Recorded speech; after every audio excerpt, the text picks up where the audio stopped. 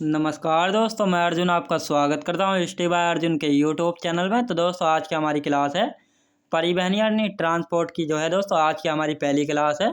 तो दोस्तों वीडियो को अंत तक जरूर देखना ताकि सभी क्वेश्चन जो है आपको आसानी से याद हो जाएं। साथ ही दोस्तों अगर आप हमारे चैनल पर पहली बार आएँ तो हमारे चैनल को भी सब्सक्राइब कर लीजिएगा, साथ ही बेल आइकन को प्रेस कर लीजिएगा ताकि हमारे आने वाले वीडियो का नोटिफिकेशन जो है आप तक पहुंचता रहे। चलिए दोस्तों वीडियो को स्टार्ट करते हैं। यानी आज की हमारी क्लास जो है परिवहन यानी ट्रांसपोर्ट के बारे में जो है आज की हमारी पहली क्लास है। अब दोस्तों परिवहन यानी ट्रांसपोर्ट क्या होता है? तो परिवहन दोस्तों यानी किसी भी वस्तु यानी किसी भी चीज़ को जो है एक स्थान से दूसरे स्थान पर पहुंचाने के लिए जो है हमें ट्रांसपोर्ट की जो है आवश्यकता पड़ती है। यानी हमें भी जो है एक स्थान से दूसरे स्थान पर जाने के लिए जो है ट्रांसपोर्ट की जो है आवश्यकता यानी परिवहन की जो है आवश्यकता पड़ती है। तो यही जो होता है परिवहन यानी ट्रांसपोर्ट, यानी एक वस्तु को जो है दूसरे स्थान पर पहुंचाने को जो है ट्रांसपोर्ट जो है कहा जाता है। याद रखेंगे। अब भारत में जो है ट्रांसपोर्ट जो है 3 प्रकार से जो है किया जाता है। ये 3 प्रकार कौन कौन से है दोस्तों? तो पहला है दोस्तों स्थल यानी लैंड, जो कि ज़मीन पर किया जाता है। दूसरा है दोस्तों जल यानी वाटर में किया जाता है ट्रांसपोर्ट। और तीसरा है वायु यानी आसमान में किया जाता है। तो ये किया जाता है 3 प्रकार से। अब स्थल यानी ज़मीन पर जो है दोस्तों 2 प्रकार का ट्रांसपोर्ट होता है। एक सड़क परिवहन यानी सड़कों के द्वारा जो है किया जाता है। एक होता है रेलवे परिवहन जो कि रेलों के द्वारा जो है कि वस्तुओं को जो है एक स्थान से दूसरे स्थान पर जो है पहुंचाया जाता है। तो वह जो है रेल परिवहन कहलाता है।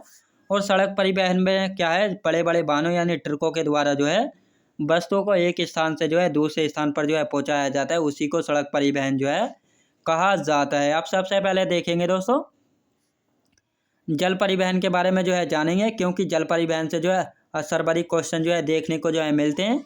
यानी जल परिवहन क्या है दोस्तों? यानी सातवाहन काल और चोल काल में जो है जल परिवहन जो है चरम सीमा पर था। यानी सबसे ज़्यादा सातवाहन काल और चोल काल में जो है सबसे ज़्यादा जो परिवहन होता था वह जो है पानी द्वारा यानी जल परिवहन द्वारा जो है होता था। क्योंकि प्राचीन काल में जो है दोस्तों सड़कें जो हैं इतनी अच्छी नहीं थी जितनी अच्छी सड़कें जो है वर्तमान में है। याद रखेंगे। और आधुनिक काल में जो है 1854 में जो है ब्रिटिश स्टीम इंडिया नेविगेशन ने जो है जहाजरानी की जो है शुरुआत की थी। याद रखें दोस्तों जहाजरानी की जो है शुरुआत की थी।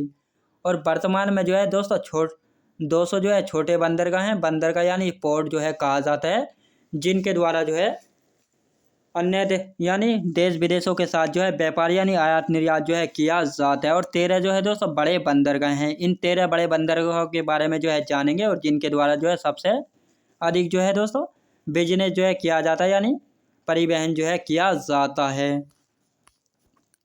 अब जल परिवहन को भी जो है दोस्तों 2 भागों में जो है बांटा गया है। यानी जल परिवहन को भी जो है अब 2 भागों में जो है बांटा गया है। अब जल परिवहन को किन किन जो है 2 भागों में जो है बांटा गया है?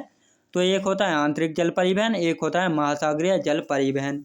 अब आंतरिक जल परिवहन क्या होता है? तो आंतरिक जल परिवहन जो है वह होता है जो कि देश के अंदर यानी भारत के अंदर जो है नदी एवं नहरों में जो है परिवहन किया जाता है बोट एवं जहाज़ों को चलाकर। तो वह होता है आंतरिक जलमार्ग परिवहन। एक होता है महासागरीय जल परिवहन जो कि महासागरों में जो है किया जाता है, यानी देश विदेशों के लिए जो है किया जाता है महासागरों में परिवहन। तो उसको जो है महासागरीय जल परिवहन जो है कहा जाता है। अब सबसे पहले आंतरिक जल मार्ग परिवहन के बारे में थोड़ा जान लेते हैं।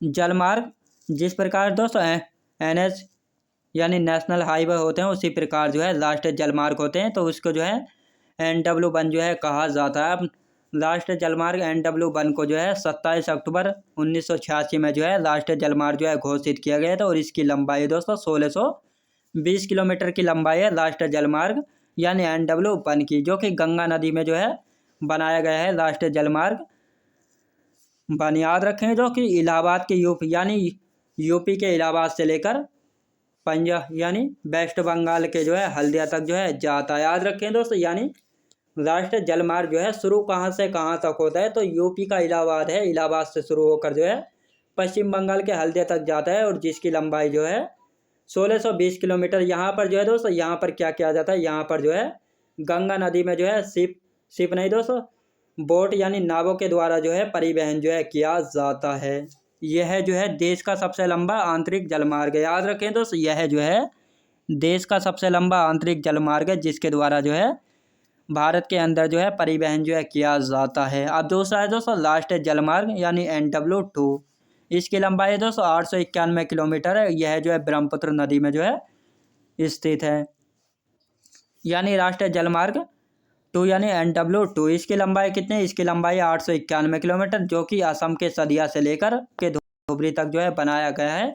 और यह किस नदी में, यह जो है ब्रह्मपुत्र नदी में। याद रखें दोस्तों, असम राज्य में जो है कौन सी नदी सर्वाधिक लंबी बहती है, तो ब्रह्मपुत्र नदी है। और इसी नदी में जो है बना हुआ है राष्ट्रीय जलमार्ग 2। याद रखें दोस्तों, जिसको NW2 भी जो है कहा जाता है। और इसकी लंबाई है 891 किलोमीटर, जो कि असम के सरिया से लेकर जो है असम के धुबरी तक जो है जाता है। और यहाँ जो है नावों के द्वारा जो है परिवहन जो है किया जाता है। याद रखेंगे। अब एक ऐसी नहर भी है जिसमें जो है दोस्तों बोट चलाकर जो है परिवहन जो है किया जाता है। तो ये कौन सी नहर है,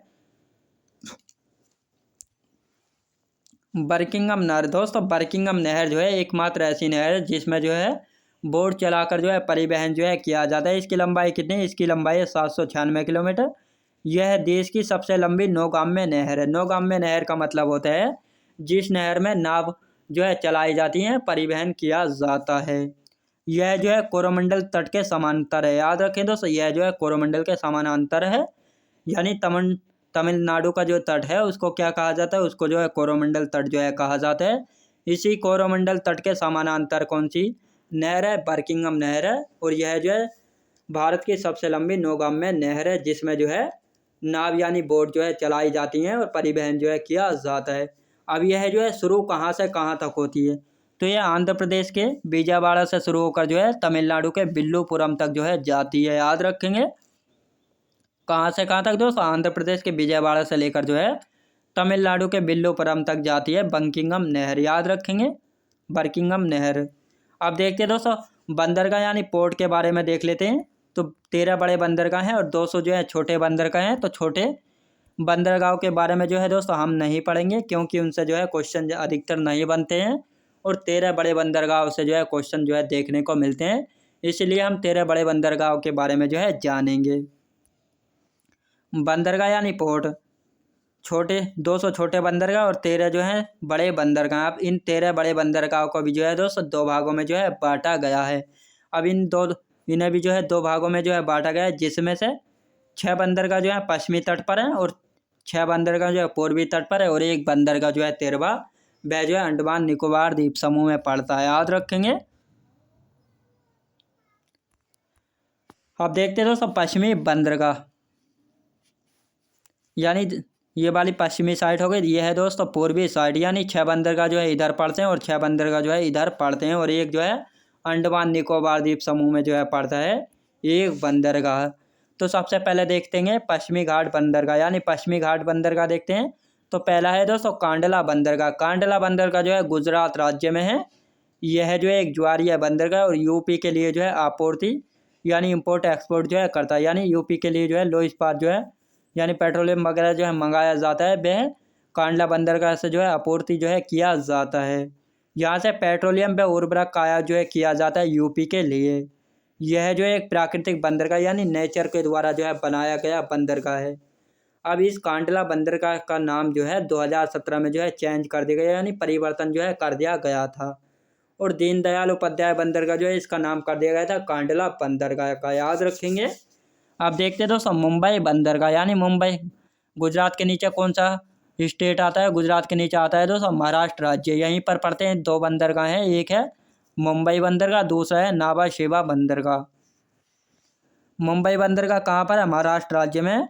और यह जो है सालसेट द्वीप पर स्थित है दोस्तों। मुंबई भी जो है सालसेट द्वीप पर स्थित है।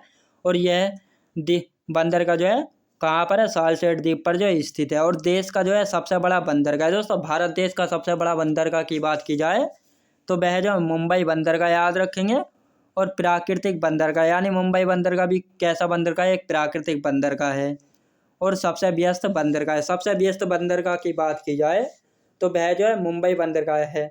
यानी अब सबसे व्यस्त क्यों है, क्योंकि यहाँ से जो है दोस्तों सबसे ज़्यादा आयात निर्यात जो है किया जाता है और सबसे ज़्यादा भीड़ भाड़ जो है यहाँ पर देखने को मिलती है, इसलिए जो है ये सबसे व्यस्त बंदरगाह है। अब इसके नीचे बनाया गया एक बंदरगाह और बनाया गया इसके नीचे ही, मुंबई बंदरगाह के नीचे नावा शेवा बंदरगाह। यह भी महाराष्ट्र राज्य में, और यह जो है एक कृत्रिम बंदरगाह है। इसको जो है दोस्तों कृत्रिम यानी मनुष्य द्वारा, मानव द्वारा निर्मित बंदरगाह है, नावा शेवा बंदरगाह। अब इस बंदरगाह को क्यों बनाया गया, यानी इसका उद्देश्य क्या है बनाने का, तो मुंबई बंदरगाह का भार कम करने के लिए, यानी मुंबई बंदरगाह पर जो है दोस्तों ज़्यादा भीड़ भाड़ रहती है और ज़्यादा व्यस्त जो है रहता है, उसी का लोड कम करने के लिए यानी भार कम करने के लिए जो है नावा शेवा बंदरगाह जो है बनाया गया है।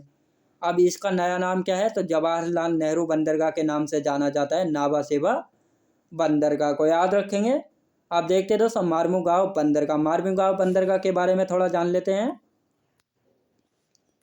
मार्मुगांव बंदरगाह जो है गोवा राज्य में पड़ता है, यानी महाराष्ट्र के नीचे कौन सा राज्य आता है, तो गोवा राज्य आता है, और इसी गोवा राज्य में जो है मार्मुगांव बंदर, यह जो है ज्वारी नदी के ज्वार नदमुख पर जो है इसका निर्माण हुआ है, याद रखें दोस्तों। यानी गोवा राज्य में जो है ज्वारी नदी जो है उसी के ज्वार नदमुख पर जो है इसका निर्माण हुआ है, और यह जो है एक प्राकृतिक बंदरगाह है, याद रखें दोस्तों। यानी मार्मुगांव बंदरगाह जो है एक प्राकृतिक बंदरगाह है, यानी इसको जो है नेचर ने जो है बनाया है। और जापान के लिए जो है यहाँ से लो अयस्क जो है निर्यात किया ज़्यादा, याद रखें दोस्तों, लो अयस्क जो है निर्यात किया जाता है यहाँ से जापान के लिए। अब आता है दोस्तों, यानी इसके पीछे इसके नीचे कौन सा राज्य आता है गोवा के नीचे, तो कर्नाटक राज्य आता है। यानी कर्नाटक में कौन सा बंदरगाह है, न्यू मंगलोर बंदरगाह है, जो कि कर्नाटक में है। इसके बारे में दोस्तों इतना कुछ विशेष नहीं है, यह जो है पश्चिमी देशों के लिए जो है लो अयस्क जो है निर्यात करता है, यानी एक्सपोर्ट जो है करता है, याद रखेंगे। बस इसके बारे में इतना ही विशेष है। आप देखते हैं दोस्तों नंबर 6 पर आता है कोच्चि बंदरगाह, यानी कर्नाटक के नीचे कौन सा राज्य आता है, कर्नाटक के नीचे आता है केरल राज्य, और केरल राज्य में पड़ता है कोच्चि बंदरगाह, जो कि एक प्राकृतिक बंदरगाह। इतना विशेष इसके बारे में कुछ नहीं है, बस इसके बारे में प्राकृतिक है, बस इतना ही जो है इसके बारे में विशेष है। तो ये थे दोस्तों